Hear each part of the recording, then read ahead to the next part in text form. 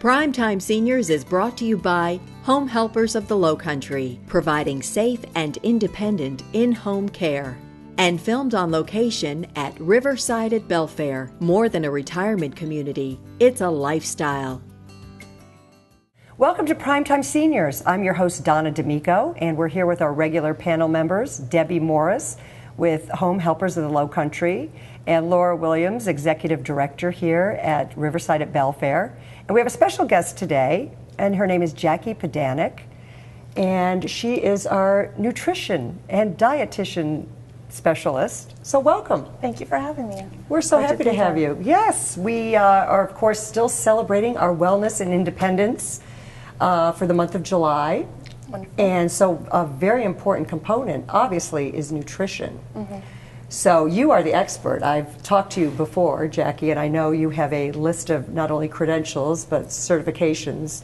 So tell us a little bit how you would steer someone in the right direction. I know many of us, all of us have cooked and still are cooking for big families, but as we get older, we're by ourselves, and how we sort of turn the corner with preparing meals for one as opposed to several. It's very hard. I have a lot of clients that do sit home by themselves and they don't get out much and they don't do much, and the best thing I ever could find for my clients that are elderly is a buddy, is a family member, anybody to help get them out of the house.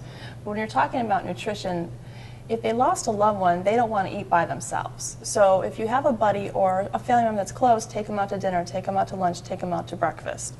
But if they want to cook by themselves, the best thing to do is to always buy more than you usually would for a single person and package it up. That way it's always in the house, and if they don't feel like cooking or they're depressed or it's hard being old and staying in all the time, and you're afraid to get out. There's a lot of factors that go along with that, falling and getting out physically.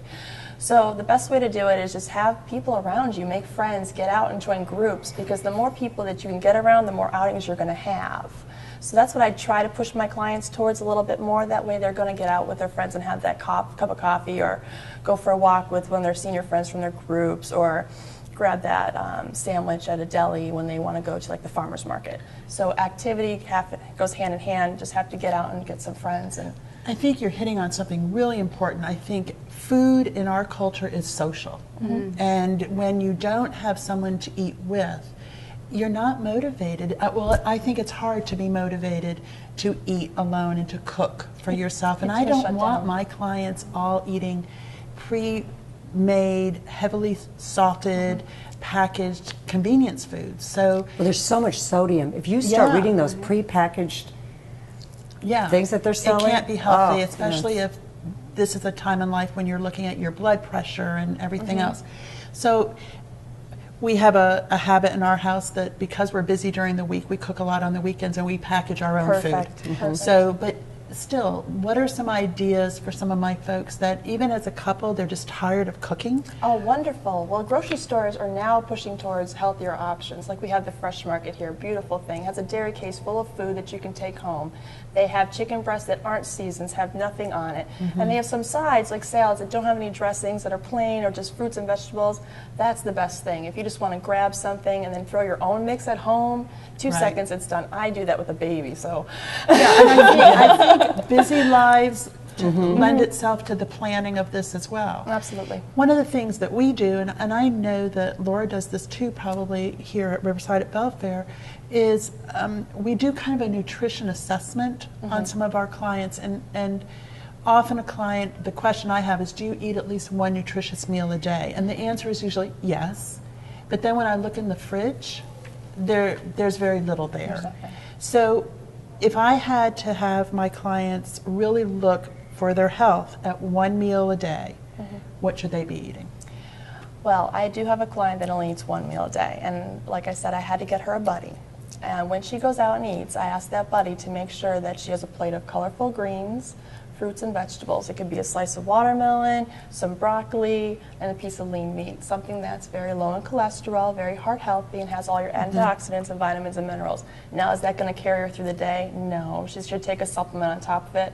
But like I said, seniors tend to shut down when they're alone, so at least you're helping towards the ultimate goal of health. But they're going to need at least 3 meals a day like that. So one's not sufficient, but at least one is something, and I know what that's like. And it's a struggle being a wellness individual and trying to help them, because they have to want it too, and usually they're very sad, and they just, right now, and they have to find their happiness again to want to live and to want to be out there. Yeah. Here at Riverside, we're fortunate we have a registered dietitian who does our menus for us with our chef, and so it's wonderful for our residents. But what I find is, obviously they're not going to eat as big a portion as is served in most restaurants. But if they go maybe at lunch and have that be the big meal of their day, and then they take home those leftovers from the restaurant, they've got something for dinner, which is still just as nutritious. Right. So I think that's really important to know Very important. Yeah. One little tip I do, I think a great way to start out your day, I start out with my little health shake. So I know I'm getting and I throw spinach in it. I know that sounds sort of disgusting, but I'll throw spinach in there, my banana, my orange juice, strawberries, blueberries, which I normally throw in the freezer so they're cold. But that way I know no matter how my day goes, and I know people get busy, crazy, then at least I know I've gotten my vegetables and fruit in my morning thing. A lot of people do that. Do you encourage your folks to juice? I encourage them to juice, definitely. Get a juicer, stick all those vitamins and minerals in the juicer. It's great. It's a lot less sugar than what you get in a store, and it's a lot easier for them quick, to have. and you're not cooking. Exactly. Absolutely. And that's what's a big plus with seniors, is because it's the cost of things. They can't always buy healthy. It's a lot cheaper to go to Sam's and buy a big thing of vegetables and put in a juicer than it is to buy a thing of orange juice. It's like $3.29 now. And you can keep it in the freezer and just pop it in. It stays cold, and in the freezer you don't have to worry about the shelf life. All right, so what's the recipe for a one-person morning juicer drink? Oh, recipe, geez. I usually cut up an orange. This is back when I used to be in college. I love juicing. I used to cut up an orange. Spinach I did use once in a while, carrots, and tomatoes, and I would mix that together, and that was really good. And you can't taste it. No. That's the key. People are like, you put spinach in it, you can't taste it. It's all ground up in there, and you taste the banana and the orange juice. Wonderful for iron deficiency. That's why I was iron deficient in college. It's great, and you just put it in a juicer, and basically you taste the orange more than you taste the carrot, the tomato, and anything else. It's great. Absolutely. I had one other question I wanted to be sure to ask you in this portion, only because we did talk about the packaged foods being high in sodium. What are some alternatives to salt for seasoning foods? Easy to grab seasonings. I love Mrs. Dash's line. They're all different. That's great. But if you really want to do it yourself, go and get the oregano by itself. Go and get the whatever you want to use, bay leaves by itself, and season yourself. Just stay away from the salt. As soon as you stop eating salt, you won't want it. And there's enough salt in foods by itself naturally that you'll get what your body needs for sodium. But once you stop to steer away from it for a little bit, you won't want it anymore. That's so Trust true. me. Interesting. Give it a week though. You'll have cravings. But will you? I mean, will you actually crave salty things? You crave We talked salty about just that like you earlier. crave fat. Your body gets used to it, it gets addicted to it, and you want it. There's chemical changes that happen in your body when you overeat fat, when you overeat salt, and the body wants it and craves it. So it's like a nicotine addiction. You have to slowly withdraw from it, but there'll be a point that you don't have salt. I never use salt, and I haven't used salt my whole life. Which is Unless my mom put it on my food, which Well, on that note, thank you, Jackie. We'll be right back after this message.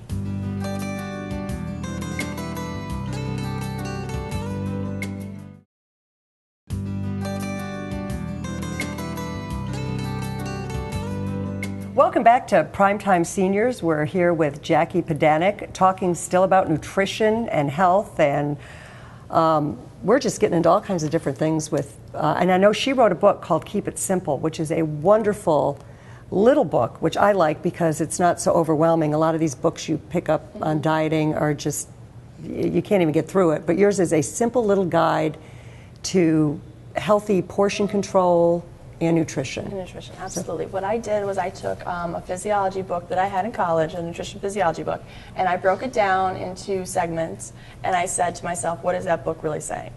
And instead of making this 16-page chapter, I just did a paragraph. This is what salt does to your body. This is what potassium does. This is what folic acid does. And I just made it really simple so you could see, oh, I need that because I think we don't eat the way we should because we don't know why. We just know it's healthy, but what is health?